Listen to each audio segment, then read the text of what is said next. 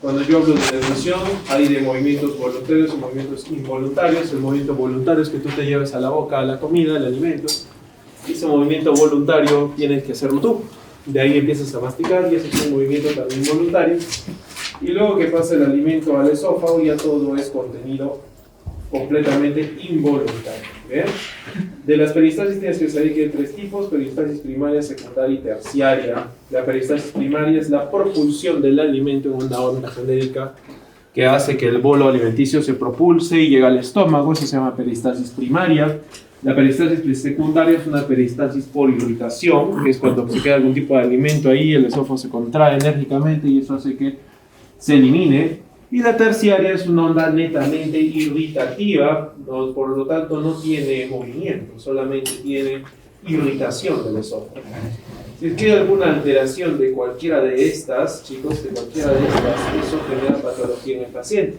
Entonces la alteración de la peristalsis primaria, secundaria y terciaria, nosotros la conocemos como una alteración de un mecanismo que se llama Chicago 4.0. Ya en gastroenterología hay muchas ciudades. Dentro de ellas está Chicago 4.0, que es lo que nos va a determinar a nosotros qué tipo de patología tiene nuestro paciente, de acuerdo a la cantidad o no alteración de este tipo de peristalsis que les estoy comentando. Bien, a ver, no sé si queda.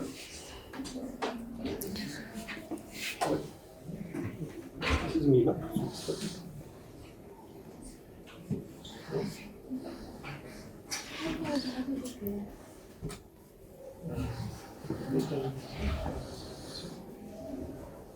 Sí, no, yo no. Sí, yo no.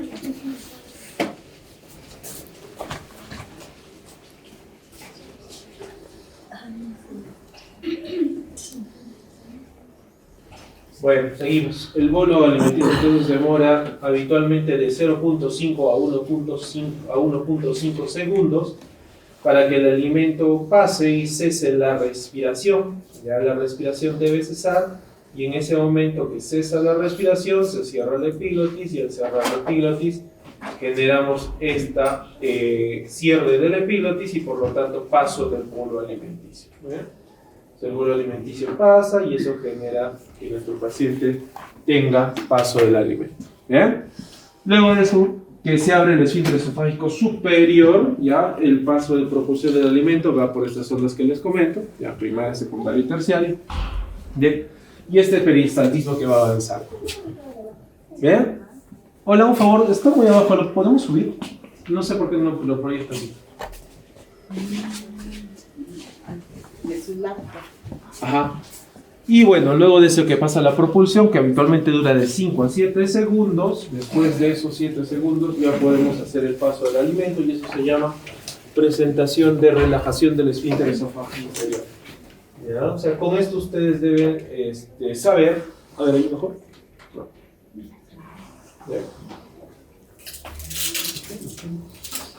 Ya, con esto ustedes deben saber de que el paso del alimento llega hasta el esófago y que se produce el clearance. El clearance es que toda la cantidad de alimentos se haya pasado, se haya quedado algo, lo elimine y ese clearance se produce por la contracción del peristaltismo terciario.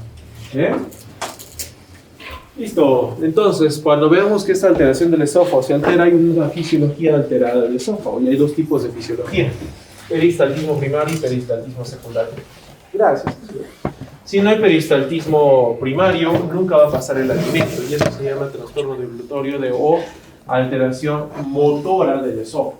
¿Bien? Entonces, este peristaltismo primario permite deglución de sólidos, deglución de líquidos, deglución de saliva y tiene una velocidad de 2 a 5 centímetros por segundo. Entonces, si el esófago torácico cervical más o menos mide 15, 20, 30, 35, de acuerdo al tamaño del paciente, porque es diferente el esófago de cada uno. Si en promedio dura más o menos 30 centímetros, por eso es que la peristalsis demora 6 a 7 segundos, como vieron en la primera diapositiva. Ya, eso es importante, doctores, porque ahorita van a ver en la patología que cuando se altera esa deglución y entonces se altera el paso de la deglución. Luego les hablé del peristaltismo secundario, y este peristaltismo secundario se da sin deglución previa, ¿ya? Solamente es por distensión de la pared del esófago por el alimento. Entonces te comes tú el alimento y el alimento distiende, y al distender genera este daño, y ese daño es el peristaltismo secundario, que tiene la función principal de vaciar y aclarar la cantidad de restos alimenticios que quedan. Por eso es que su sinónimo es clearance o aclaramiento esofágico.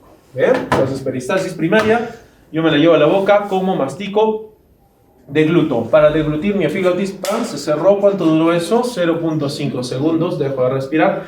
Pasa, se abre el esfínter esofágico superior, que tiene una presión, que ahorita vamos a ver. Luego de abierto el esfínter esofágico superior, empieza el peristaltismo primario, que es la propulsión del alimento a una velocidad de 2 a 5 centímetros por segundo. Por lo tanto, demoro 6 segundos. ¿Bien? Luego de eso se abre el esfínter esofágico inferior y pasa el contenido al estómago. Ahí quedan, no, doctores, empieza el peristaltismo secundario, que es la cantidad de alimento que se ha quedado, porque al inicio no vas a propulsar todo. Entonces, el peristaltismo secundario es que se distendió la pared del estómago, del esófago, perdón, y ejerce una contracción enérgica generando todo este clearance, todo este aclaramiento esofágico. Bien, y esto que les decía se llama Chicago punto cero, es una clasificación manométrica. Ya nosotros en la gastroenterología dividimos la especialidad en funcional, en endoscopía, en digestiva clínica, en hígado y en vías biliares, como ustedes van a empezar a rotar o ya han rotado. Han visto que la mayoría de nosotros, o bueno, algunos, tenemos subespecialidades porque nos hemos dedicado a una parte específica de la gastroenterología que es bastante amplia.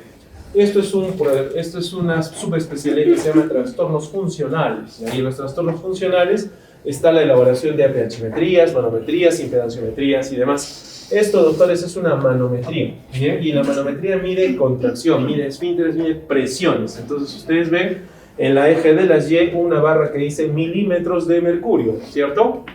Estos milímetros de mercurio miden la presión que está ejerciendo el esófago con la sonda que tú has puesto. O sea, ya estarás pensando que para hacer una manometría tienes que introducir una sonda. Esta sonda se mete por la boquita y llega hasta el esófago y hasta el estómago, y mediante una inflar y desinflar globitos mides la presión que ejerce el esófago a tu baloncito. Y eso lo mides en una imagen. Y la imagen, entre más roja sea, significa que hay más presión. Y entre menos negro o azul sea, significa que hay menos presión. ¿Bien? Ok, entonces aquí arriba, chicos, siempre van a ver el esfínter esofágico superior, es esta línea ámbar con verde, y abajo siempre verán la línea del esfínter esofágico inferior. ¿Ven? Como ya saben, ambos son músculos que se abren y se cierran con este mecanismo de la fisiología que hemos hablado, que se llama deglución, que ustedes ya deberían saberlo, como sé que no lo saben, se los voy a decir yo.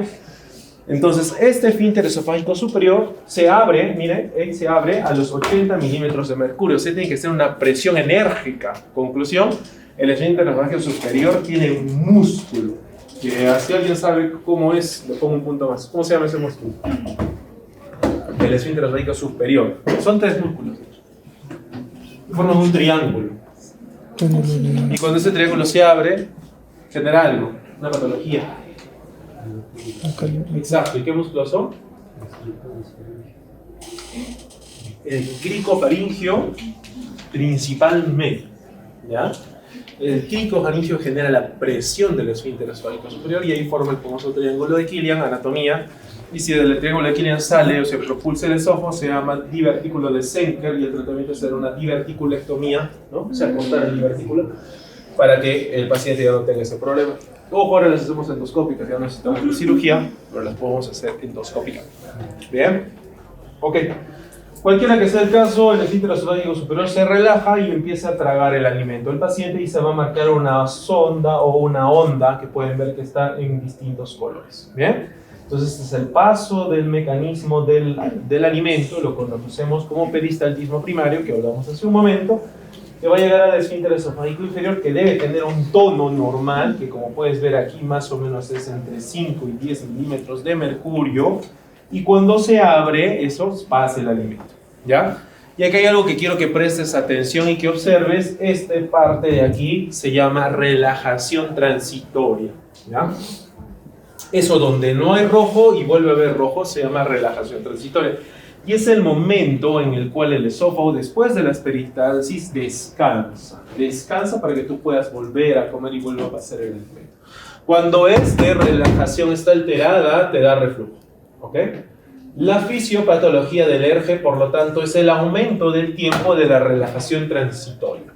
¿Listo? Pregunta esa. Bien. Entonces, cuando tú ves en tu examen RTTEI, significa relajación transitoria del esfínter esofágico inferior, y ya sabes que es ese cese de contracción de peristaltismo. ¿Bien? Es la caída abrupta de la presión y más o menos son 5 milímetros de mercurio, como hablamos hace un momento. ¿Bien? Esto habitualmente está controlado por la peristalsis secundaria. ¿Por qué? Porque acabamos de hablar que pasó el alimento, terminó de pasar, pum, se cierra el esfínter esofágico inferior, pum, se cerró, y empieza a aclarar mi esófago, o sea, todo lo que quedó se empieza a contraer para botar lo que quedó, y ese espacio de tiempo en el cual no hay peristaltismo primario se llama relajación transitoria. ¿Bien? Listo. Entonces, ¿para qué me importa eso? Porque tu clase se llama reflujo, y si tú no sabes ver fisiología ni manometría, nunca vas a aprender reflujo. ¿Bien? Porque el reflujo, doctores, es la clínica de una alteración de una depresión de ese esfínter esofágico inferior. ¿Ya? Entonces, doctor, ¿por qué se llama ERGE? ¿Por qué se llama enfermedad? Porque el reflujo gastroesofágico es normal que los tengamos todos. Si ustedes están almorzado, yo no, pero si ustedes están almorzado, después de almorzar es normal que regrese algo de ácido a su esófago. ¿Por qué? Porque tenemos una relajación transitoria, ¿correcto? Pero como es un corto periodo de tiempo, no debería darte síntomas. ¿Bien? Pero si ese RT está prolongado, tú vas a tener síntomas. Por lo tanto, se llama enfermedad de reflujo gastroesofágico cuando hay síntomas de contenido del estómago hacia el esófago y que eso genera síntomas. Esa es la clave, por eso se las puse en naranjita. Síntomas o complicaciones. ¿Y cómo las vas a objetivar? Las vas a objetivar con un daño en la mucosa. ¿Y cómo vas a ver ese daño en la mucosa? Con una herida en la endoscopía o con una alteración en la pHimetría. ¿Bien? Conclusión, todos los reflujos deben ser objetivados. ¿Bien? Listo. Seguimos avanzando. Entonces, la fisiopatología de este paciente con ERGE es que tiene una alteración de este problema de la relajación transitoria y del esfínter esofágico inferior. Entonces, es un mal funcionamiento de la unión esofagogástrica, ¿bien? Con una alteración de esta barrera antirreflujo. La barrera antirreflujo, doctores, es la presencia del esfínter esofágico inferior y los pilares diafragmáticos. ¿Bien? Cuando se altera este mecanismo de defensa, esta barrera de presión, entonces se altera la válvula y el ácido del estómago sube y quema todo el tiempo, y eso es lo que tu paciente debuta con. ¿Listo? Por lo tanto, hay un retraso en el vaciamiento gástrico y hay una hipersensibilidad esofágica secundaria. Como todos sabes, actualmente en medicina todos hablamos de lo que es inflamación, ¿no? Con cascada inflamatoria, interleuquinas, interleucinas y demás, pues también genera lo mismo en el esófago. Cuando se altera el esófago y tiene ácido, el esófago no está preparado para recibir ácido, desencadena una cascada inflamatoria, hace quimiotaxis, libera citoquinas y eso aumenta mayor sensibilidad del esófago. Y si tenemos tiempo algún día en las clases, podemos hablar de qué se llama hipersensibilidad esofágica, porque son trastornos deglutorios del paciente. Entonces el paciente puede estar normal, puede que no tenga reflujo, pero siente el reflujo. Eso se llama hiperalgesia visceral, ¿ya? Y es algo moderno de la neurogastroenterología, que es lo que te estoy hablando. ¿Ya? Listo. Entonces, chicos, miren, se los presento. Este es el famoso esfínter esofágico inferior, no superior, porque el superior está hecho por el cricofaringio, y hablamos de eso. El inferior, chicos, lamentablemente no tiene un músculo propio, por lo tanto, al no tener un músculo propio es más fácil de vencer, y por eso es que tu paciente tiene más reflujo gastroesofágico. Se produce por 3 componentes. Miren, aquí, la primera es esta parte, que es la musculatura interna del esófago, los pilares o cruras diafragmáticas y el ángulo de His. El ángulo de His es el ángulo que se produce entre el esófago y el pilar diafragmático. Este de aquí, chicos, es el ángulo de His. Este es el músculo del propio esófago y esta es la crura diafragmática. Esto, chicos, se llama o se conoce como esfínter esofágico inferior de abajo. Listo. No es un músculo propiamente dicho, de hecho acá te lo puse para que tú compares. Este es el esfínter esofágico superior y es un conjunto de músculos, ¿ves? Este músculo grande que se llama cartílago cricoides y se va a la faringe, a la laringe, por eso se llama músculo cricofaringio, que acabamos de hablar. ¿Bien? Músculo cricofaringio, y aquí se forma, mira, el triángulo de Killian, triángulo de Killian. Ojo, en su examen les puedo preguntar eso, ¿no? Triángulo de Killian. Bien. Entonces, ya que hay una alteración de ese esófago y que no sube el ácido y demás, y que genera este problema, dijimos que hay un problema inflamatorio. Eso actualmente lo conocemos en los trastornos funcionales de gastroenterología como una alteración del eje intestino-cerebro.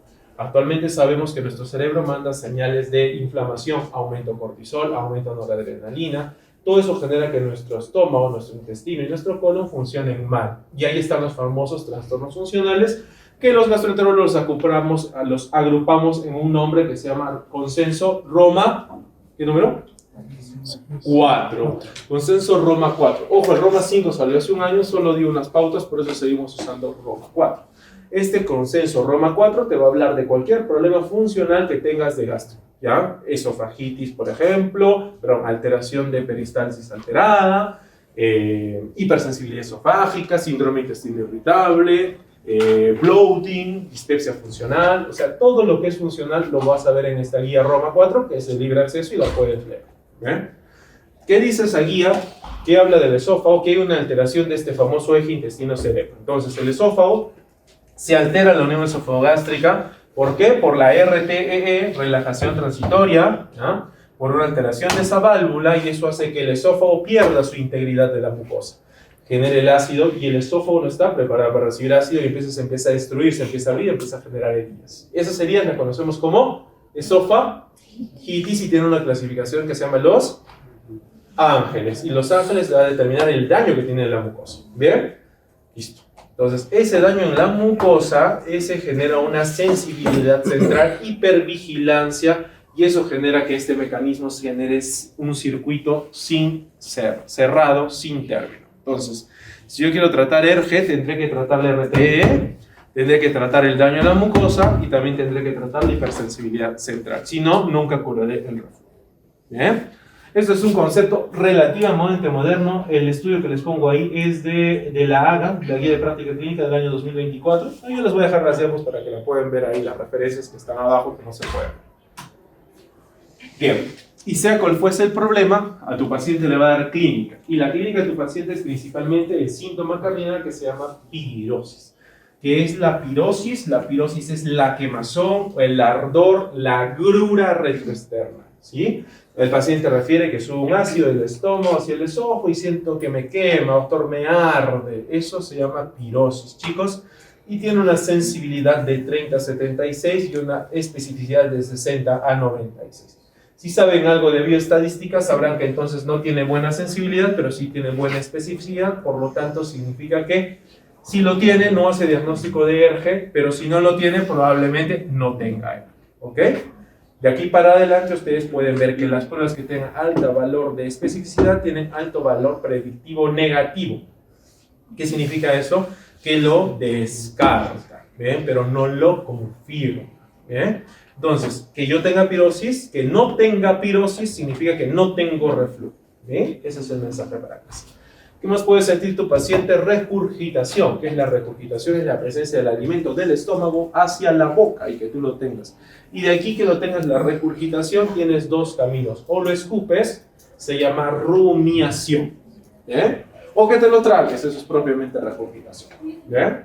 Entonces, rumiación, regurgitación y pirosis. ¿Bien? ¿Qué otro síntoma puede darte? Disfagia. Y ahí les puse alarma. Ojo, red flag, alarma. Significa que este paciente puede tener algún tipo de cáncer o algún tipo de trastorno motor del esófago. Por lo tanto, si su paciente tiene disfagia, ojo, cuidado, hay que hacerle más estudios. ¿Bien? ¿Qué más puede haber? Sensación de globo. Sensación de globo faríngeo. El paciente siente como un nudo, una presión que no lo puede pasar. Saliva espesa, boca amarga. Todos esos son síntomas. ¿Bien? Listo. Otra cosa también es la odinofagia, el dolor al paso del alimento. Entonces, cuando tu paciente te diga, doctor, tengo boca amarga, tú no le vas a decir, estás mal del hígado, ¿no? Eso lo dice la curandera. Tú dirás, señor, probablemente tiene reflujo. Probablemente tenga reflujo y le tengo que hacer un cuestionario, señor. Ese cuestionario es en base a esta guía que se llama Guía de Montreal. Esta Montreal habla de dos síntomas, síntomas esofágicos y síntomas extraesofágicos. El síntoma esofágico, doctor, es el síntoma del daño de la mucosa. ¿Bien? Y eso es que el paciente tiene el famosa esofagitis que me dijo el doctor, o sus complicaciones. ¿Cuáles son las complicaciones de la esofagitis? Estenosis, se cierra el esófago. Barrett, que tengas un precáncer. adenocarcinoma. Esa es la cascada de daño del esófago. Primero tu esófago se quema, luego de quemarse te da una estenosis, porque toda cicatriz de un órgano cilíndrico genera estrechez, genera disminución de la luz. Por lo tanto, en gastroenterología, cualquier daño de un órgano tubular, sea esófago, sea intestino, sea colon, genera que se estenosca, que disminuya la luz, que disminuya el tamaño del órgano. ¿Bien? Eso se llama en el esófago estenosis péptica, y es una causa de disfagia. ¿Bien? También tienen esófago de Barrett, que es el daño, cambio normal de las células de esófago, células intestinales, producto de tanto tiempo de ácido, y luego de ahí te da un adenocarcinoma. Esa es la escala. ¿Bien? Pero por otro lado, también hay un síndrome que se llama síndrome de reflujo no erosivo, que ya es de especialidad, no les voy a exigir, pero con que lo conozcan, para mí es más que suficiente. ¿Bien? Luego vienen los síntomas extraesofágicos y hay asociaciones expuestas y asociaciones probadas, establecidas. Las que están establecidas, chicos, es la tos por reflujo, ese paciente que después de comer, eso es reflujo, ¿ya? Y nos pasa frecuentemente, a todos, ¿ya? Laringitis por reflujo, asma por reflujo, erosiones dentales por reflujo son causas establecidas. Y las propuestas, faringitis, sinusitis, fibrosis pulmonar y otitis media. Doctor, ¿puede llegar a dañar el oído medio? Sí, son asociaciones propuestas de Montelar. ¿Bien? Ok. Entonces, como puedes ver, tu paciente tiene harta clínica y de la clínica tenemos que ver el diagnóstico. ¿Cómo hacemos el diagnóstico? Entonces, el diagnóstico será primero clínico. Ustedes no necesitan hacer ninguna prueba endoscópica ni ninguna pH-metría para diagnosticar ERG. Basta con que le pregunten a su paciente. ¿Bien? Ese diagnóstico clínico se puede probar, porque recuerden que la definición de reflujo era evaluar objetivamente el daño. Entonces tienen que objetivarlo. ¿Cómo lo pueden ver? Con una pH-metría, con una manometría o con una endoscopia. ¿Bien? Listo. ¿Y cómo hago el diagnóstico, doctor? Con la clínica. Nada más le preguntan al paciente y hacen ese cuestionario que se llama GERD-Q. ¿Ya? GERD-Q lo pueden buscar en internet, es de libre acceso, lo tienen en su celular y solamente preguntándole al paciente la cantidad de síntomas y los días que lo tiene, hacen ustedes el diagnóstico de reflujo. ¿Qué preguntas son? Mira, pirosis, o sea, sensación de ardor retroesternal. Señor, usted a la semana, ¿cuántos días tiene sensación de quedar en el esófago? Ah, doctor, pues 5 días a la semana. Muy bien, 5 días son 3 puntos. Señor, ¿y usted al día o en la semana, cuántos días a la semana siente que la comida se le regresa a la boca? Ah, eso también me pasa frecuentemente, doctor. 5 días, 3 puntos más. Luego preguntamos dolor torácico, dolor en la parte superior del abdomen, o sea, en el epigastrio. ¿Qué quieren evaluar acá? Gastritis. No, doctor, la verdad que a mí el estómago ni me duele, solo me arde el esófago. Ok, 0 días, 3 puntos más, ya vamos, 9 puntos. ¿Qué más tienen que ver? Si tiene náuseas. No, doctor, yo no tengo náuseas, ya son 3 puntos más, o a 12 puntos. ¿Qué más preguntan? Dificultad para dormir bien en la noche. O sea, señor, ¿usted se echa a dormir en la cama y en la noche le da más reflujo? Sí, doctor. ¿Cuántos días a la semana? 5. Muy bien, 3 puntos más, 15 puntos. Y por último, miden la necesidad de medicación over the counter, o sea, sin que el médico se la prescriba. Señor, se toma Milanta, se toma hidróxido de aluminio, no se toma bicarbonato para que no tenga reflujo. Miren, ya con esas preguntas hemos hecho 15 puntos y si tienen 15 puntos tienen un 90% de probabilidad de tener reflujo. ¿Necesita endoscopía? No. ¿Necesité pH-metría? No. ¿Necesité impedanciometría? No. ¿Le hice una manometría? No. Conclusión, ustedes tienen que salir formados como médicos para detectar y tratar reflujo, no me la tienen que mandar a mí. ¿Okay? Yo les voy a decir cuándo me lo mandan a mí, pero esto, el simple, común y silvestre, lo tratan ustedes en su posta de salud, donde vayan a hacer su salud o donde quieran dejarse. ¿Cómo lo van a hacer? Solo con su GERD. ¿Listo? Listo. Y si ya quiero objetivar el reflujo, pues ahí sí viene yo. Ahí sí yo le hago la pH-metría o ahí sí yo le hago la endoscopía. Eso de la fotito, chicos, es una sonda de pH-metría y como pueden ver se pone de la boquita, se le da una vuelta en la naricita y tiene su correíta como una especie de walkie-talkie, ¿no? Como ahí un modulito. Este modulito mide la cantidad de ácido que tiene el paciente todo el día. El señor se va con su sondita y tiene un botoncito ahí. Cada que el señor tiene reflujo, pum, marca el botoncito. Y la máquina mide 24 horas al día la exposición del pH del esófago. ¿Bien? Tiene unas onditas, tiene unos puntitos que detectan mediante la alteración química cuánto pH tiene. ¿Bien? Y de acuerdo a eso puedes decir qué cantidad de exposición tienes al ácido en tu paciente. ¿Bien? El monitoreo entonces es 24 horas, es el gold estándar del diagnóstico de reflujo gastroesofágico porque es el único que mide el pH. ¿Bien? La exposición al ácido con síntomas de reflujo mide el famoso SAP. ¿Qué es el SAP? La asociación del síntoma con el reflujo. Entonces, es que tenga reflujo con la máquina y que el paciente también lo sienta. Por eso marco su botoncito. Eso se llama SAP. ¿Bien? Y hay dos tipos, la clásica que es esta que le pongo o la inalámbrica que ahora les damos a tomar una cápsula y mediante Bluetooth transmite a su equipo electrónico y dice cuánto tiempo te da reflujo. ¿Bien? Listo. Muy bien. Sea cual sea el dato, pues el dato te va a dar cuánto pH tienes, cuánta exposición tienes al ácido y qué cantidad. ¿Bien? Y ya si quieres operarlo a tu paciente o sospechas que tengas alguna alteración motora del paciente, entonces a ese paciente sí le puedes hacer una manometría. Y esta manometría, como puedes ver, ya tiene muchos más puntitos, ya 21 puntitos, y cada puntito mide no solo el pH, sino la presión, y son las fotitos que les enseñé al inicio, ¿no? Esfínter esofágico superior, esfínter esofágico inferior, peristalsis primaria, ¿cierto? Eso ya les enseñé en las primeras diapositivas. Eso se llama manometría. Son de 21 a 36 sensores, cada centímetro tienen un sensor y eso sirve más para medir presión y también para derivar al cirujano y que le haga su fundoplicatorio. Bien. Listo, ¿y cuál es el rol de la endoscopía? Pues el rol de la endoscopía es primero hacerle a los pacientes que tienen síntomas de alarma. ¿Recuerdan cuál era la alarma que les dije? La disfagia. Otra alarma, ¿sabes cuál es? El sangrado. Que el paciente vomite sangre o que haga melenas, también es un síntoma de alarma. Otro síntoma de alarma es que pierda peso, que esté caquético, que tenga síndrome pleurocarencial. ¿Qué más? La ausencia de respuesta a IVP, que el paciente no responde a IVP, y aquí agregamos de uno, más de 45 años. Actualmente, doctores, según la guía MAPS-3, que es una guía de lesiones premalignas en el estómago y en el esófago, necesitamos hacer endoscopía y colonoscopía a todos los pacientes mayores de 45 años con o sin síntomas. ¿Bien?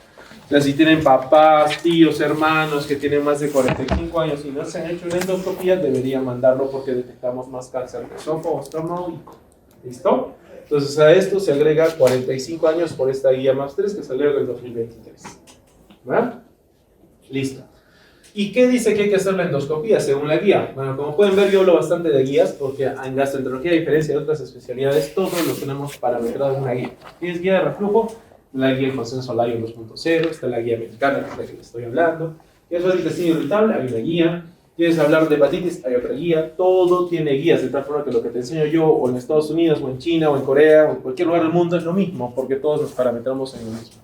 Entonces, esa guía dice que para hacer una endoscopía debes suspender 4 semanas antes el IVP. De 2 a 4 semanas por lo menos.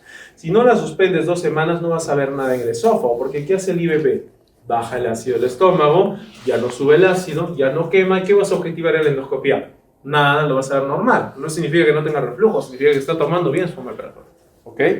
Entonces, para tú evaluar el daño de la mucosa, para tú evaluar la esofagitis, deberías suspender 2 a 4 semanas antes el inhibidor de bomba para que veas el daño de la mucosa. Primera cosa. Segunda cosa, permite la visualización directa de la mucosa del esófago y permite ver la clasificación de Los Ángeles con la esofagitis erosiva.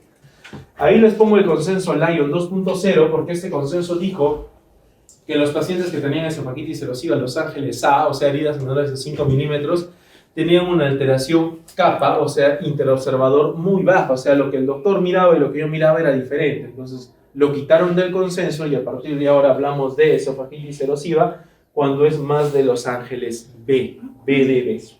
¿Qué es eso de esofagitis erosiva? Miren ustedes aquí. Estas son fotitos de endoscopías nuestras, y aquí podemos ver en estas esófagos cómo podemos ver las heridas abiertas que tienen en el esófago, ¿cierto? Entonces esta que ven ustedes aquí es una ulcerita, acá hay otra ulcerita, esa es una esofagitis erosiva, ¿bien? Pero si se dan cuenta, si esta esofagitis erosiva se vuelve más grandecita, como en esta que mide más o menos ya más de 10 milímetros, cambia, y si ya no solo altera sino se pone, mira, más circunferencial, eso ya es otra categoría, Y si se quema todo el esófago, esa es otra categoría. Entonces de aquí es esofagitis Los Ángeles A. A porque la erosión mide 5 milímetros. A igual a 5 milímetros. Luego viene la B. La B es una esofagitis erosiva más de 5 milímetros. 10, 15, 20, lo que quieras, pero longitudinal. ¿Ok? Longitudinal. Luego viene Los Ángeles C. Y es circunferencial, pero ocupa menos del 75% de la circunferencia. Menos de 3/4 partes. Y luego vienen Los Ángeles D, donde ocupa todo el daño circunferencial de eso. Bien. De aquí B, C y D, diagnóstico de esofagitis erosiva. ¿Ya? Los Ángeles A, ya nunca más diagnóstico de esofagitis erosiva, según consenso Lyon 2.0. Genial. ¿De esto tienen alguna pregunta? Porque esto siempre pregunta. ¿Dudas? Ok. Otra cosa que tienen que ver cuando dan prácticas de gastroenterología y preguntan a sus docentes es ver los parámetros o hitos en la endoscopía. Ustedes tienen que ver 3 cosas, chicos. La primera se llama unión escamocolumnar y esa está aquí, ¿no? Ustedes ven aquí cómo está el esófago, este epitelio asalmonado, color a salmón, viene hasta aquí y baja. Y de acá para allá es una mucosa más pálida, con estos que son vasos sanguíneos que se llaman vasos en empalizada. El término de los vasos en empalizada y el inicio de la mucosa asalmonada se llama unión escamocolumnar o también conocida como línea Z, transición de epitelios, de epitelio cilíndrico a epitelio plano estratificado no cornificado. Bien, este cambio de epitelio se llama línea Z o también conocida con nosotros como unión escamocolumnar, US. ¿Listo? US. El siguiente punto que tienen que ver es el inicio de pliegues gástricos, que es estos de aquí, que inician los pliegues gástricos, y eso se llama unión esófago-gástrica, o UEG, unión esófago-gástrica. Ahí pueden ver cómo los pliegues del estómago empiezan a formarse. Y el disminución de la luz se llama plicatura, que es esos pilares diafragmáticos que les hablé en la fotito de su patito. Entonces, siempre que ustedes vean endoscopías, preguntan a sus docentes la UEC, la UEG y la plicatura.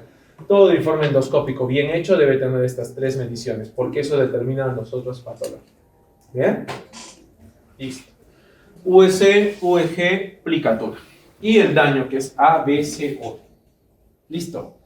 Entonces Los Ángeles B, ya las vieron, erosiones ahí más de 5 milímetros. Los Ángeles C, circunferenciales, menos del 75%. Mire acá se ve, ¿no?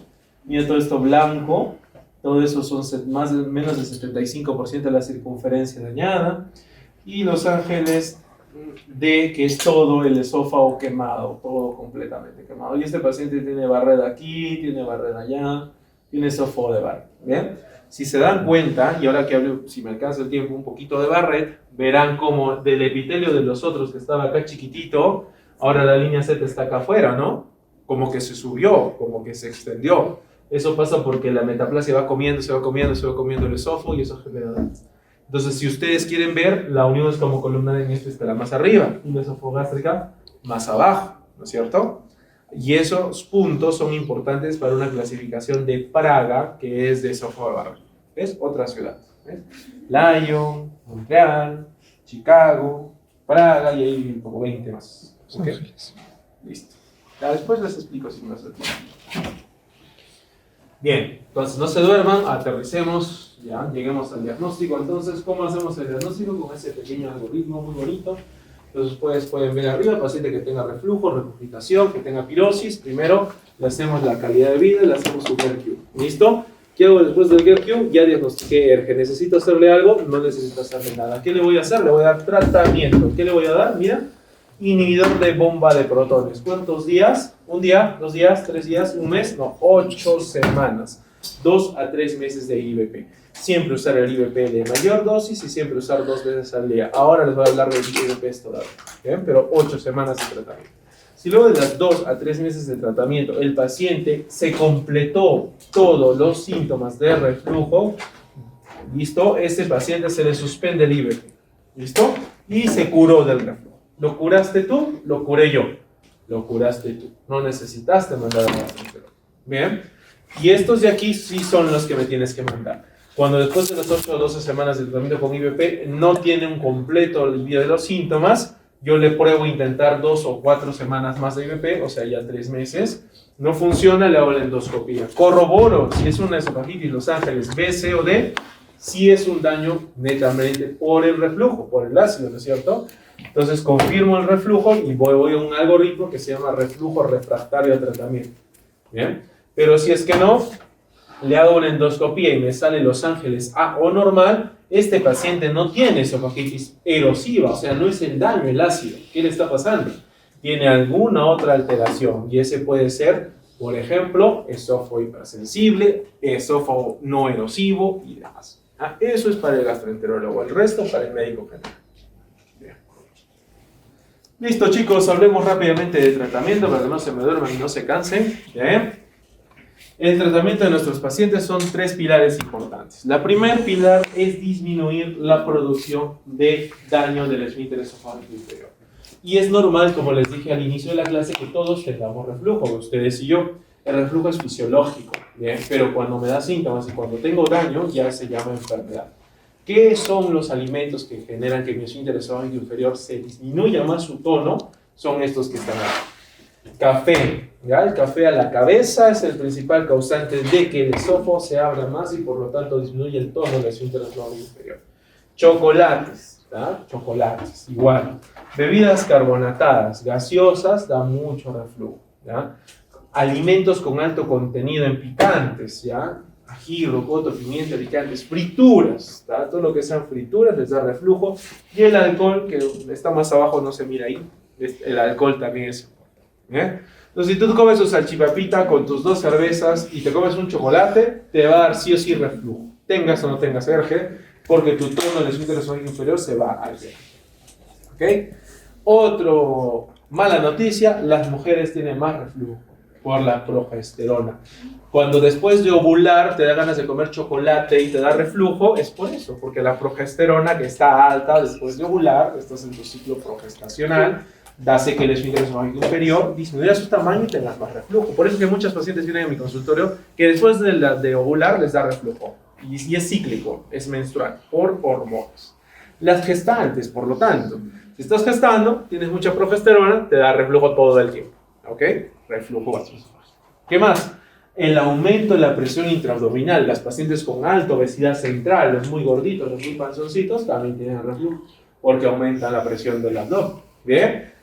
Igual el útero, ¿no? Si estás embarazada, igual el útero aumenta la presión. ¿Ya? Esas cositas que te estoy diciendo son medidas higiénico-dietéticas que tienes que decir a tus pacientes para que no tengan reflujo. Entonces, señor, no chocolates, no café, no gaseosas, no alcohol, no frituras. Se olviden las frituras, por favor, no comidas picantes. ¿Bien? Listo. Eso es muy importante. Otra cosa importante, señor, usted tiene que comer mínimo 3 horas antes de lo que se va a dormir. Esa mala costumbre de comer y echarse a la cama hace que el tono del esfínter esofágico inferior se abra más y tengas tarde o temprano reflujo. Los chicos nunca coman y se vayan a la cama. Después de 3 horas después se pueden echar a la cama para que no aumente la presión y por lo tanto no les dé. ¿Ya? Listo. Elevar la cabecera de la cama, importantísimo. Tratar de dormir semisentado. Recuerda que cuando estás echado, pues no hay gravedad, ¿no? Y al no haber gravedad, todo el ácido se regresa al esófago, te da reflujo, te quema el esófago, te da Barrett, ¿ok? Entonces dormir después de 3 horas y semisentado con la cabecera en alto permite que tengas menos reflujo, ¿bien? Y también hay estudios que dicen que dormir del lado izquierdo, de cúbito lateral izquierdo, disminuye la presión del esfínter esofágico inferior y también mejora el reflujo, ¿ok? Entonces esos son los tips, las claves, ¿bien? Luego de que ya le explicas eso a tu paciente, tienes que decirle, señor, usted tiene que tomar su IVP. El IVP, chicos, es la piedra angular del tratamiento. Es un inhibidor de bomba de protones. Recuerden que lo que hace es el ácido del estómago alcalinizarlo, convertir un pH normal del estómago, que es 4, por lo menos a 6, ya por lo menos a 6 o a 7, para evitar que tengan reflujo gastroesofágico. Cuando usen IVPs, usen el que tengan a la mano. Ahora yo les voy a dar algunas exquisiteces de lo que puede ser de mi especialidad, pero pueden usar el que tengan a la mano, pero siempre 2 veces al día. Recuerden que en la noche hay más reflujo, porque están echados, están dormidos, no hay gravedad y el ácido va a quemar más. Entonces siempre 2 veces al día, siempre 8 semanas, recuerden, de tratamiento. Dosis plena, 2 veces al día. ¿Bien? ¿Qué más? Importante para que el IVP se absorba, darle 1 hora antes de los alimentos. Recuerde que el inhibidor de bomba de protones activa funciona en la bomba de protones activa, ¿ya? Para que se active tu bomba de protones tiene que tener un estímulo, comer, ¿ya? Tú ahorita estás produciendo ácido, ¿ya? Si no almorzaste, probablemente estés produciendo más ácido. O sea, yo estoy produciendo más ácido que ustedes, que no almorzaron, ¿bien? Pero si después de comer, yo me voy a poner una cuchara a la boca, mis bombas de protones se van a poner como loquitas y van a producir alto ácido clorhídrico para que yo dijera mi comidita, ¿cierto? El omeprazol, o el pantoprazol, o el rabeprazol, o el dexlansoprazol, o lo que tú quieras, para ese momento que tú comas ya tiene que estar en tu sangre y tiene que estar inhibiendo todas las bombas. Si no, por más que tú comiste ahora y tomaste tu bebé junto, va a pasar media hora o una hora de inicio de acción y no le vas a dar ningún chance a tu inhibidor de bombas. Conclusión, los inhibidores de bombas siempre se dan 1 hora antes de los alimentos y siempre 2 veces al día. Listo. La guía americana habla bastante de lo que es alginato. En Estados Unidos se conoce como Gaviscon, en el Perú se conoce como Milpax, es el único producto a nivel nacional que tenemos. Y ese alginato ha demostrado beneficio en el pocket acid. ¿Qué es este pocket acid? Es el bolsillo de ácido que genera el esófago después de haber comido. El alginato es un medicamento espeso, como una babita que genera que ese esófago que está abierto se cierra un poquito y no le da. Si está con recomendación nivel A, se da 3 veces al día y mejora bastante. ¿Bien? Y aquí les pongo algo para sacarlos de la ignorancia. La ranitidina no se debe usar. Ninguna guía lo recomienda, ningún gastroenterólogo debería usarlo porque no hay ningún nivel de evidencia. Primero, genera taquifilaxia. ¿Alguien sabe qué es la taquifilaxia? La taquifilaxia es la propiedad farmacológica en la cual un fármaco luego de usado un tiempo ya no tiene efecto de acción en tu cuerpo.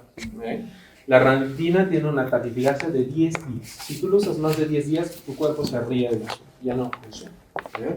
Recuerda que es un antisecretor, no es un inhibidor de bomba de protones.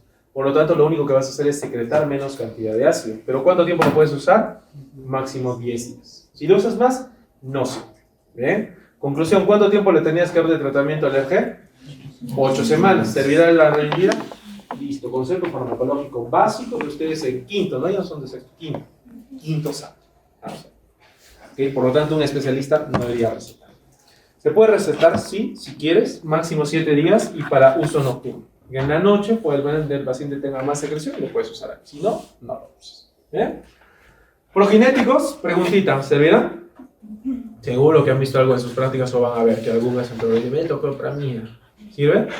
Ninguna guía americana, norteamericana, europea, de la Unión Asia-Pacífico, ni de China, ni de Corea, ni de Japón lo recomienda. No sirve. Los progenéticos sirven para vaciamiento gastrointestinal. No tienen ningún efecto en el esófago. Ninguno, ni mosaprida, ni cimitapría, ni levosulfirida, ni metoprolol, ninguno. Ninguno funciona. Esto. Y el sucralfato solo en gestantes. Solo en gestantes. Bien. Ok, hablemos de IVPs. Entonces, la IVP, les dije, unión a bombas activas, dosis adicional para dormir, liberación completa del fármaco en 4 semanas. El cambio de IVP debe ser si es que quiero estimular o no estimular el famoso citocromo P450 en su subfamilia 12-19, que es donde actúa el omeprazol, el pantoprazol y demás. ¿Bien? Usar hasta el control de los síntomas o hasta curar todos los esofagitis de Los Ángeles B, C y D. ¿Bien? Listo. Y el NERD, tratamiento a demanda. El NERD es el de esofagitis no erosiva, por si acaso. ¿Bien? Listo. Este, doctores, es un metaanálisis del año 2000, a ver, ¿dónde está? 1998, ni siquiera ha llegado a 2000. Bastante antiguo, más de 25 años, se demostró mediante esta gráfica de cajas y bigotes que los pacientes cuando se les da dosis divididas de omeprazol tienen mejor control de los síntomas que solo darles una vez al día. Entonces, mira, acá dices el IQR es el tiempo de reflujo, el tiempo de pH bajo, menos de 3, por ejemplo, ¿ya? ¿Ya? Y los pacientes con línea basal, o sea, todos los pacientes que tenían reflujo, 99% de ellos tenían IQR menos de 3, o sea, tenían reflujo. ¿Listo? Primero que nada. Luego que se les dio el omeprazol una vez al día bajaron a 36, pero si se les daba 2 veces al día, bajaba a 1.3. Con este estudio tan antiguo del 98, se demostró que es mejor administrar cualquier IVP 2 veces al día. Lo he puesto a colación porque muchos gastroenterólogos van a ver que recetan una vez al día y no sí. ¿Ya? Entonces, si quieren recetar omeprazol, pantoprazol, esomeprazol, cualquiera que quieran usar, úsenlo 2 veces al día. ¿Listo? Listo. El alginato, les decía, la barrera mecánica, el bolsillo ácido, disminuye la severidad de los síntomas, ¿ya? Es mejor que el supralfato, por si acaso, ¿listo? Y acá está el manejo de los ARA2 y síntomas nocturnos. Recuerden, la tatifilaxia y los profinéticos no tienen eficacia. Y el baclofeno puede funcionar para pacientes con esófago hipersensible, o sea, para neuromodulación, para este tipo de pacientes que les dije que los veo yo, ya para eso se les puede usar baclofeno. ¿Bien? Ese es tema de charlas a gastroenterólogos, no a ustedes, voy a pasarlo por eso. Bien. Y hay algo moderno, ni tan moderno, de hecho ya asistimos al lanzamiento en el año 2023, en octubre nos invitaron a nivel nacional a dar speakings de estas moléculas, que se llaman los PCAPs. Yo soy speaking del tegoprazán, que es el molécula KeyCap en nuestro país, que fue la primera en traerla de México, ¿ya? Los PCAPs son bombas, ya no IBPs, ya no es una bomba que activa la bomba de protones, es un inhibidor selectivo de la recaptación de potasio, de la bomba de potasio, ¿ya? Y es importante que lo conozcan porque es relativamente moderno y empezamos a usarlo más. Para el mes de septiembre, el próximo mes, el 23 de septiembre, vamos a lanzar vonoprazan a nivel nacional. Boquesna se va a llamar por la industria Adium, del cual también yo soy speaker. Lo vamos a lanzar en Arequipa, les voy a invitar para que puedan escuchar. Pero este Speak-Ups es lo moderno que van a hacer que nuestro país sea uno de los pocos de Latinoamérica en tener dos moléculas de este tipo y nos va a permitir hacer bastantes estudios. Se llama PCAP porque es un bloqueador activo del canal de potasio. Miren ustedes, esta es una celulita parietal. Esa celulita parietal, mediante una reacción química que ustedes saben del agua más el CO2, tienen bicarbonato. Y ese bicarbonato, mediante degradación por la anidrasa carbónica, se corta ese ion y generan hidrogenión y genera bicarbonato. El bicarbonato es un buffer, se va para allá, para la sangre. Pero el hidrogenión lo que va a hacer es, junto con esta famosa bomba donde actúa el IBP y un intercambio del potasio, salir el hidrógeno y el cloro se mete a la célula del parietal y se va directamente afuera. Cuando junto cloro con hidrógeno se forma el famoso ácido clorhídrico, ácido, por lo tanto, ese paciente puede tener ácido en su estómago y le puede dar reflujo. ¿Qué hace el IBP, chicos? Inhibe esta recaptación. Y al ya no haber potasio, ya no entra, ya no se recambia, por lo tanto ya no hay ácido clorhídrico. Va a seguir habiendo cloro, pero no ácido clorhídrico. Pero para eso, ¿qué tiene que pasar? Esta bomba tiene que estar activa, tiene que estar en ayuno, tiene que tener una hora antes del alimento, tomarlo 2 veces al día, todo lo que te he explicado hasta ahora, ¿cierto? ¿Qué pasa con el PCAP? Es un bloqueador de la recaptación del potasio. Entonces, el potasio ya no entra dentro de la célula parietal, ya no entra, y al no entrar no hay ningún tipo de recambio aniónico, por lo tanto, ya el paciente no tiene reflujo. ¿Necesita que tenga ayuno? No. ¿Necesita que se active la bomba? No. ¿Necesitas darle una hora antes del alimento? No. Y se activa y se une selectivamente y se mantiene el uso por 24 horas al día. ¿Ok? Entonces mira lo moderno que es. Se lanzó en Japón 2015, en Perú 2023. Es un bloqueo de protones activo e inactivo. Todas las bombas se activan. Todas las activas y las inactivas se corta el potasio. Tiene eliminación independiente del citocromo P450, no tiene nada que ver con los polimedicados, por ejemplo. El mantenimiento se da por 8 semanas, tiene una acción mucho más rápida, de media hora a 1 hora. Controla ácido nocturno porque está 24 horas al día en tu cuerpo. No está relacionado con los alimentos, lo puedes tomar junto con tu alimento. Y control sostenido del ácido, ¿ya? A mis pacientes que tienen una vida ajetreada, empresarios, abogados, fiscales que atiendo, les doy PCAP. ¿Por qué? Porque ellos no se van a acordar, toman 1 hora antes. Ellos hacen su vida y a la hora que se acuerdan se toman su PCAP. No pasa nada, funciona igual, no tienen síntomas y les va súper bien. ¿Ok? ¿Qué es lo único malo? El precio. Cada una está $12.50 más o menos. Cada una. Eso es lo único. ¿Ya? Pero como van a ver, el costo de la terapia médica es importante. Porque hay alta gama de IBPs, pero todos los tienes que usar 2 veces al día. Eso omeprazol, $4.50 por ejemplo. Ya son 9 soles. Dexlansoprazol, 10 soles, 24 horas al día. Pantoprazol, Solton, 5 soles. O sea, si tú te das cuenta, al final de tiempo es un costo de terapia médica increíble porque el reflujo es muy prevalente, muy incidente en nuestro país. La duración es alta, 3 meses por lo menos ya viste. Por lo tanto, hay que tener un medicamento adecuado para cada uno de los pacientes, manejo individualizado, que gaste poco y que le vaya bien. ¿Bien? Y eso es lo importante del IBP. Bien, y acá me voy a permitir hablar una palabra, 2 diapositivas de lo que es el uso crónico de IBP, porque es uno que todos los pacientes y los médicos generales nos preguntan. Doctor, pero el omeprazol le daña el riñón. Doctor, le va a dar demencia. Doctor, pero ¿qué va a pasar con sus pobres riñoncitos? Doctor, su sistema nervioso central. No, todo eso es falso, ¿ya? Y no me crean a mí, créanle en los estudios. Miren, Ese es un estudio del American Journal 2018, antiguito, donde decía los metaanálisis con los Hassel Radio y con los Odds Radio, o sea, hablaban de estudios casos y controles y estudios controlados a prospectivos, y determinaba cuál de esos generaba daño en nuestros pacientes, ¿ok? Son metaanálisis, nivel de evidencia 1. Mira, problemas cardiovasculares, ninguno. Eventos cardiovasculares en pacientes que tomaban clopidogrel, ninguno. Pacientes con daño renal, mira, 1.17, P no significativo. SIBO, tampoco. ¿Ya? Peritonitis arterial espontánea, tampoco. Neumonía, tampoco. O sea, todo eso no les da a los pacientes. Hay una sola cosa que sí les da cuando usan mucho IVP. Es infección entérica por Clostridium difficile. Cuando tus pacientes tienen mucho tiempo reflujo y toman mucho tiempo omeprazol, pueden hacer diarrea. Y esos son por Clostridium difficile porque hacen una alteración de su flora. Eso sí tiene un hazard ratio alto. Conclusión, doctores, los IVP son medicamentos seguros. Demencia, fractura, atrofia, cáncer, deficiencia de vitamina D12, ninguna demostraron ninguna tasa de efectividad. Por lo tanto, no hay riesgo de usarlos, son moléculas seguros y en estudios de 35 años no tienen ningún problema. ¿Bien? Ahí les voy a dejar el link, también lo pueden revisar si quieren para que lo puedan.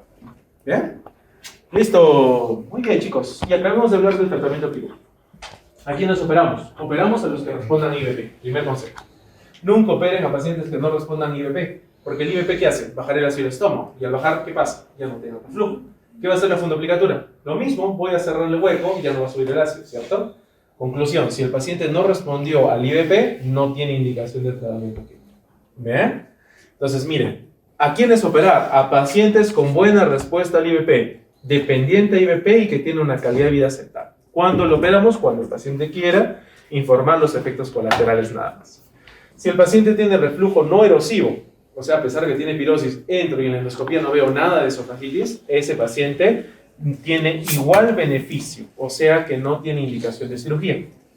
Síntomas con síntomas extraesofágicos, o sea que tengan laringitis, que tengan tos crónica, que tengan asma, en ellos la respuesta a la prueba terapéutica con un IVP. Si mejoraron con el IVP, son candidatos para cirugía. Si no, no los operen. ¿Bien? Listo. Preguntas de reflujo. ¿Dudas? Consultas. Entonces, ¿suspende el tratamiento si empieza con enfermedades? Sí, se suspende 2 semanas, se les da rifaximin y probióticos y luego se les vuelve a estar. La rifaximina es un antibiótico luminal, o sea, lo que hace es matar todos los bichos malos del colon, Clostridium dentro de ellos. También es el tratamiento gold estándar para síndrome intestinal irritable, fenómeno de diarrea, y también se usa para encefalopatía hepática. ¿Ve? Estos pacientes que tienen SIBO, por esta alteración de la flora, les damos rifaximina. Dosis 550 miligramos. Tiempo 10 días. Luego de eso barremos la flora mala y le damos probióticos. Y ese probiótico mejora que el paciente tenga síntomas y ya no tiene diarrea. Y continúa su IVP. Bien. Ok, chicos, vamos a hablar un poquito de trastornos motores del esófago. Súper rápido y vamos a acabar. ¿Ya? Trastornos motores del esófago no pueden ser explicados si ustedes no conocen disfagia. ¿Bien? Entonces, disfagia es alteración, fagos, tragar. Alteración para tragar, alteración para pasar el alimento. La disfagia, doctores, se da como una dificultad para deglutir. Y hay de 2 tipos: disfagia alta o orofaringia y disfagia baja. La disfagia alta es aquel paciente que se pone una boca de agua a la boca y lo regresa por la nariz. No lo puede ni tragar. El esfínter esofágico superior está así de cerrado. No vence la fuerza del esfínter esofágico superior. Por lo tanto, todo lo devuelve por la nariz, se tose, aspira y demás. ¿Bien? Siempre que piensen en una dificultad orofaringia, siempre piensen en problemas neurológicos. ¿Ok? Parkinson, esclerosis múltiple, esclerosis lateral amiotrófica, ACVs tronculares o DCVs tronculares, ¿no? Todos esos problemas neurológicos que alteran la función deglutoria son causas de disfagia orofaringia. ¿Listo? Entonces, orofaringia igual a neurológico. Fin del asunto.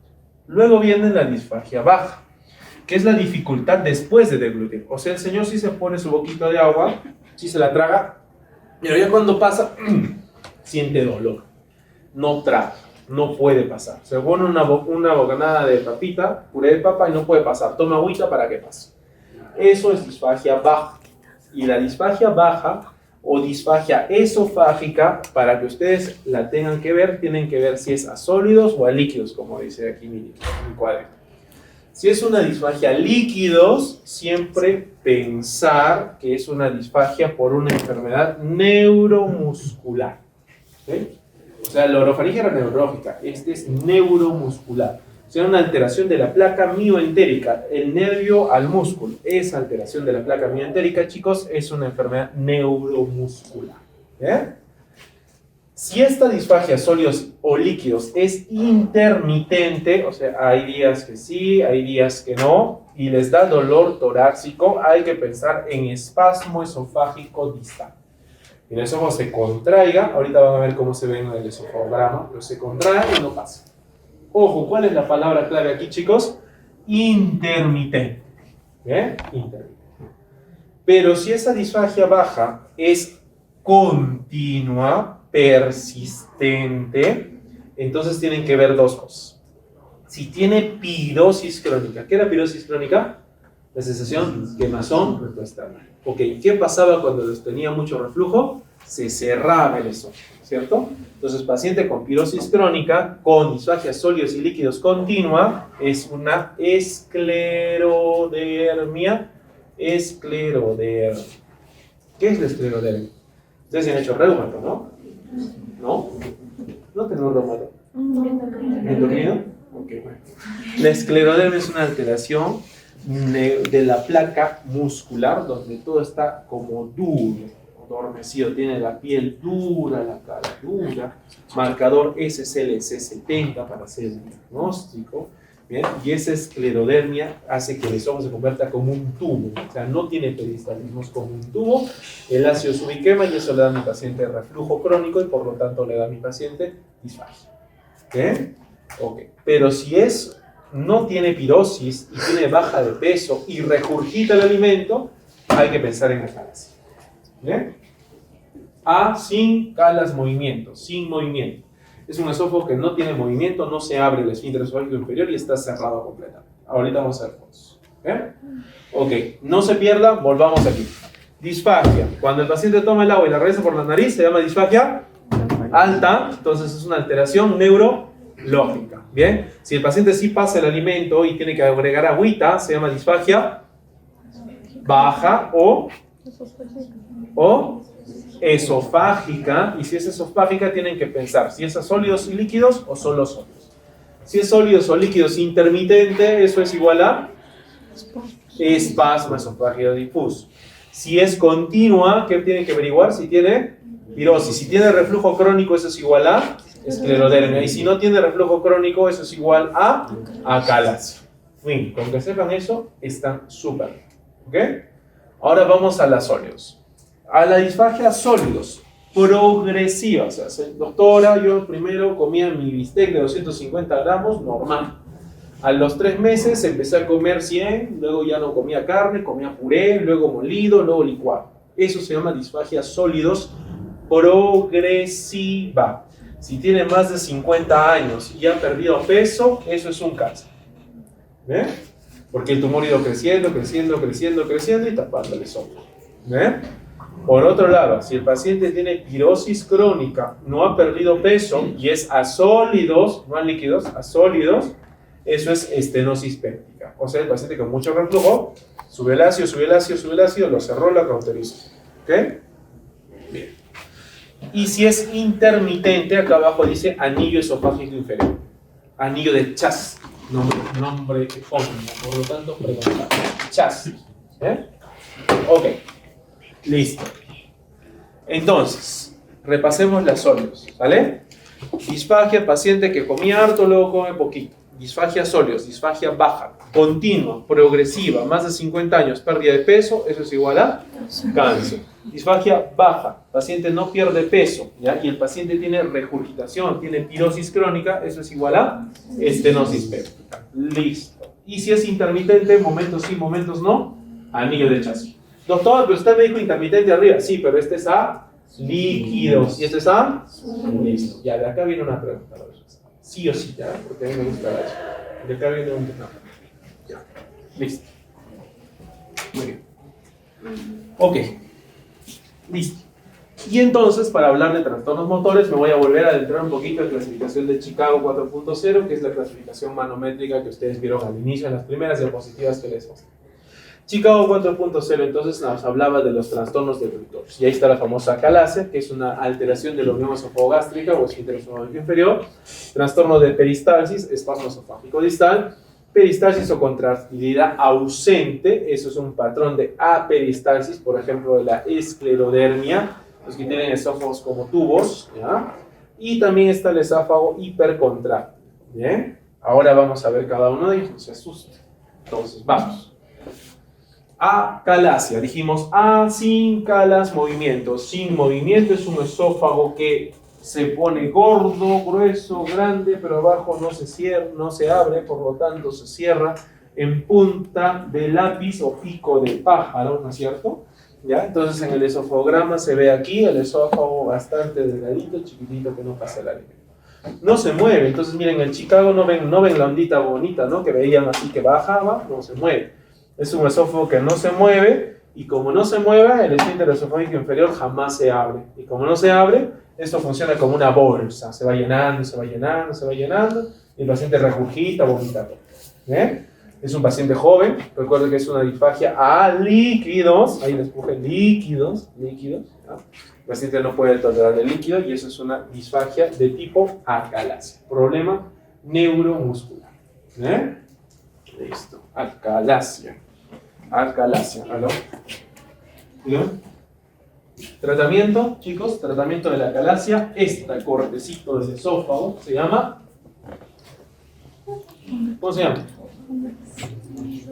Miotomía de Heller. Muy bien, doctor. O sea, se corta el esfínter esofágico inferior y se hace una fundoplicatura. Miren, este es el estómago que está abrazando el esófago, ¿cierto? Esta fundoplicatura no completa de 270 grados se llama fundoplicatura de Toupet, fundoplicatura parcial. Entonces, el tratamiento, miotomía de Heller más fundoplicatura. Ojo, ahora hacemos POEM. ¿Qué es POEM? Peroral en esfínterotomía, miotomiplastia. O sea, es una mioplastía del esfínter esofágico inferior peroral, o sea, por endoscopía. Yo entro con el endoscopio, hago un túnel, llego hacia el esófago, corto, y seco la submucosa y hago un corte endoscópico, sin necesidad de cirugía. Se llama POEM. ¿Ah? Y ese POEM se puede hacer por la submucosa. Eso también es, yo creo, de especialidad. No creo que necesita que se acuerden, pero por síntomas, por cultura general, sepan que existe una técnica endoscópica que se llama POEM. ¿Bien? Entonces, miren, chicos. Acalasia, ¿cómo la voy a tratar? Con bajo riesgo quirúrgico, alto riesgo quirúrgico. Si es alto riesgo quirúrgico, le voy a plantear hacerle tratamiento farmacológico. ¿Con qué? Inhibidores de canales de calcio. ¿Ya? Por ejemplo, ¿qué fármaco es un bloqueador o inhibidor de canal de calcio? Que se usa para anginas. Amlodipino. El amlodipino es un bloqueador de canal de calcio. ¿Qué más? Pepino. Nimodipino, amlodipino. ¿Qué más? ¿Qué más pueden usar? Uno que relaja la musculatura lisa de las coronarias.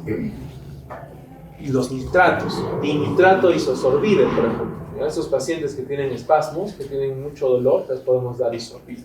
¿Bien? Ok.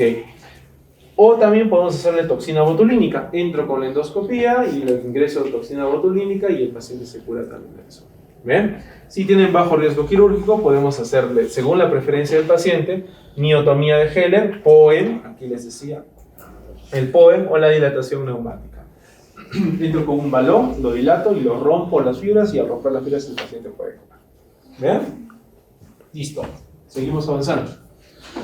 Otro trastorno motor, espasmo esofágico difuso. Entonces, en este espasmo, ustedes ven el esófago como un sacacorchos, ¿no? Así dobladito, ¿ya? Ese es un espasmo doloroso retroesternal de alta intensidad. Imagen en sacacorchos o tirabuzón. Y aquí mira cómo se mira el Chicago, mira. Una onda muy alta. Y aquí en lugar de ser longitudinal, se amplía, porque se amplía el tiempo de contracción. Entonces se contrae muy fuerte y se contrae mucho tiempo. Y al contraerse así, no permite el paso del alimento y se queda atracado ahí, y eso genera espasmo esofágico difuso. ¿Vean? Listo. ¿Cómo es el resumen entonces? Aquí lo vamos a leer juntos. ¿Ven? Acalasia, espasmo esofágico difuso, peristalsis ausente o esófago hipercontráctil. ¿Ven? Entonces, acalasia, la relajación es incompleta, el esfínter esofágico inferior está cerrado. En el espasmo se relaja adecuadamente, en la deglución no hay ningún problema. En la peristalsis inadecuada hay relajación adecuada, no hay ningún problema. Y en el esófago hipercontráctil hay buena relajación. Conclusión, la relajación del esfínter esofágico inferior está bien en todas, excepto en la acalasia. En la acalasia es la única de la cual el esfínter esofágico inferior no se abre. ¿Bien? Vamos con la siguiente. Presión basal del esfínter esofágico inferior. La presión basal está aumentada o normal en la acalasia. El problema no es que tenga una presión alterada, el problema es que no se puede relajar. Cuando aumenta, ¿en cuál es? En el espasmo esofágico distal. Se cierra y al cerrarse, eso aumenta la presión. Entonces, presión basal aumentada en espasmo esofágico distal. Y disminuida en la peristalsis ausente. Como no hay peristaltismo, el esófago está abierto completamente como un tubo, dijimos. Por ejemplo, la esclerodermia, ¿cierto? Ya está. Y el cuerpo esofágico durante la deglución, en la acalasia no hay peristaltismo. Recuerden, se ve blanquita en Chicago. ¿Sí? ¿Se acuerdan, no? Pero lo voy a regresar. Miren, en el Chicago no se ve nada, miren. No hay peristaltismo, está oscuro, no se contrae, no se mueve el esófago. ¿Okay? Esa es acalasia, sin movimiento. ¿De acuerdo? ¿Bien? Entonces, aperistalsis. ¿Bien? Espasmo esofágico distal, múltiples contracciones. Se contrae, se contrae, se contrae, se contrae. Eso es la imagen de sacacorcho. Peristalsis, contractilidad ausente, debilidad de la contracción. Y en el esófago hipercontráctil también múltiples contracciones de gran amplitud. Entonces, ¿cómo diferencia esófago hipercontráctil de espasmo esofágico distal? Por la presión basal. ¿Bien? La presión basal del esfínter esofágico inferior aumentada es un espasmo esofágico difuso, mientras que en el otro está normal. Bien, ojo para su examen. Esa es la única diferencia entre los dos. Bien. Y dos palabras para irnos a la casa. Hablemos de cáncer de esófago. ¿Bien? El cáncer de esófago, chicos, es una cascada, como dijimos hace un momento, de daño, ¿no? Entonces, el esófago no está preparado para recibir ácido. El ácido del estómago sube al esófago, genera esofagitis. Esa esofagitis hace que mi paciente tenga Barrett. Y ese Barrett hace que mi paciente tenga adenocarcinoma. Bien, entonces el adenocarcinoma es la continuación del esófago de Barrett y del reflujo gastroesofágico. Bien, eso es importante. Ojo, el tabaco lo empeora porque el tabaco, el alcohol y demás da más reflujo, por lo tanto lo va a empeorar con mucha ciencia. ¿Bien? La obesidad lo empeora, ¿por qué? Porque aumenta el esfínter esofágico inferior, aumenta la presión, eso ya lo saben. Y también importante que hay una alteración en el P53, ¿ya? Eso está genéticamente alterado en el adenocarcinoma. Ojo, tener cuidado en quiénes, en varones y en caucas. ¿Ve? Si es cierto que las mujeres tienen más reflujo, el varón cuando tiene reflujo le da más cáncer. ¿Ya? Entonces, cuando el varón tiene reflujo, le da más cáncer. Entonces, ¿en quiénes tienen que hacer screening de adenocarcinoma? Varones, más de 45 años, gorditos, obesos, que fumen. Ya, esos tienen sí o sí reflujo y tendencia a cáncer. ¿Ven? Mientras que por el otro lado está el cáncer epidermoide de esófago. Okay, el cáncer epidermoide es una alteración de la propia célula ya poliestratificada. O sea, no tiene nada que ver con un cambio de epitelios. Por lo tanto, no tiene nada que ver con un reflujo. Es un cambio propio de la célula y se da por tabaco y alcohol. Y si lo juntas, si fumas y tomas, aumentas el cáncer epidermoide, el riesgo. ¿Ya? O sea, solo tomar te da un riesgo de 1.5 de HR, pero si tú fumas y tomas, aumentas a 3. ¿Ya? Duplicas el riesgo. ¿Bien? ¿Qué más? En pobreza, porque son pacientes que tienen mucho tiempo de alcohol, de tabaco. Hay lesiones premalignas que lo pueden generar. La acalasia, por ejemplo, como se queda todo el ácido y toda la comida dentro del esófago y no avanza, genera daño en las células. La esofagitis cáustica, los pacientes que se toman lejía, ¿no? Pacientes con divertículos, que se queda la comida ahí. Cualquier cosa que hace que se quede la comida ahí puede tener tendencia a tener cáncer epidermoide. ¿Bien? Factores nutricionales, dietas pobres en vitaminas. Eso ha demostrado más riesgo de cáncer, por eso es que hablábamos de pobreza. ¿Bien? Dietas ricas en nitrosaminas, ¿ya? Embutidos, sopitas químicas, ¿no? Sopitas de supermercado, muy saladas, muy condimentadas, nitrosaminas, por eso es que es muy frecuente en Japón, ¿no? En Japón, en China, en Asia, ¿ok? ¿Qué más? Consumo de alimentos calientes. El comer la comida muy caliente hace que dañe el epitelio del esófago y le dé riesgo. Consumo de taninos. Cuando leo taninos, vino, ¿no? Vino, bebidas alcohólicas. Y hay asociaciones nosológicas importantes. La tilosis. ¿Qué es la tilosis? Tilosis. La coloración. Tilosis, ¿qué es? De palmas y plantas, ¿no? Tilosis, la lengua también se puede manchar. El síndrome Plummer-Vinson, ¿qué es Plummer-Vinson? Anemia más anillo esofágico de Chasky tipo A. ¿Ok? ¿Qué más? Cáncer de cabeza y cuello, cáncer de mama y es más frecuente en varones y raza afroamericana. ¿Ok? Conclusión, les da más cáncer esofágico al hombre. Bien, ese cuadrito se lo tienen que aprender. Ok. ¿Cómo hacemos el diagnóstico? Endoscopía, chicos. La endoscopía es crucial para ver el cáncer de esófago. Debemos de tomar más de 6 biopsias, como dice la diapositiva. Importante, si hay disminución de la luz, o sea, si hay disfagia, recuerda que es una indicación clave porque es síntoma de alarma. El cepillado no está indicado solo cuando no se puede hacer biopsias. Habitualmente tomamos biopsias y con eso llegamos a hacer el diagnóstico. Ya que hice el diagnóstico, tengo que estratificarlo loco-regionalmente, o sea, hacerle su famoso TNM, porque de acuerdo a la TNM puedo plantear un tratamiento. Entonces, miren ustedes, TNM, T cuando el tumor no puede ser evaluado, TX, T0 cuando es un tumor primario, T1S cuando hay una displasia de alto grado, o sea, un Barrett con displasia de alto grado es un TIS, un tumor in situ. ¿Bien? Si ese tumor in situ, chicos, ya invadió la lámina propia, o la capa muscular de la mucosa, o la submucosa, ya no es un TIS, es un T1. ¿Por qué es importante esto? Porque los pacientes con displasia de alto grado pueden ser beneficiados de mucosectomías. Yo agarro la lesión de la mucosa alterada, la lazo con un asa caliente y la corto endoscópicamente. Luego de eso le paso radiofrecuencia, radioablación, con unos balones que se llaman BARX, B-A-R-X, que mediante unos anillos de cobre hacen una radioablación. Yo lo conecto a la corriente eléctrica, piso, y cuando piso emite una corriente y quemo y cauterizo eso. Ese tratamiento que les estoy hablando de radiofrecuencia o radioablación se puede dar hasta el TIS, o sea, el tumor in situ. Si ya avanzó al T1, ya no hay nadie que lo salva, va a cirugía. ¿Ok? Por eso es importante. ¿Bien? Y de la T1 dividen en T1A y T1B. La T1B es que ya invadió la submucosa. Y ahí el tratamiento ya ni siquiera es quirúrgico, es paliativo o radiación y luego se aumenta el tratamiento. Ahorita vamos a ver eso. ¿Bien? T2 cuando ya viene la capa muscular, T3 invade la adventicia y T4 invade otras estructuras. Como es de memoria, se lo tienen que aprender, caballeros. ¿Bien? Luego viene el N, que son los ganglios, ¿ya? Si no hay metástasis, N0, si hay 1, 2, N1, si hay 2, de 3 a 6, si hay 3, 7 a más, ¿ya? Si les pregunto algo en el examen, va a ser el T, el N no les voy a preguntar, ¿ya? Porque eso lo pueden. El M si hay o no hay metástasis, y el grado, que es el G, bien diferenciado, moderadamente diferenciado o pobremente diferenciado. ¿Bien? Total, ¿por qué es importante eso? Porque de acuerdo a eso vamos a resecar o ya no vamos a resecar. ¿Bien?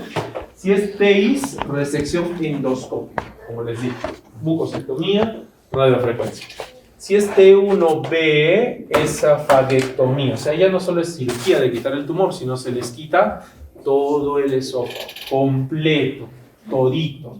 Se les transpone estómago o se pone una prótesis. ¿Ok? T3, T4, neoadyuvancia con quimocirugía y no radio, y después recién se plantea cirugía. Si no, tal vez ya bisex. Entonces, hasta el T2 se puede hacer curación. Después ya solamente es neoadyuvancia. ¿Ok? Si tiene invadido un ganglio, ya fue radioquimio, y si tiene metástasis, completamente paliativo.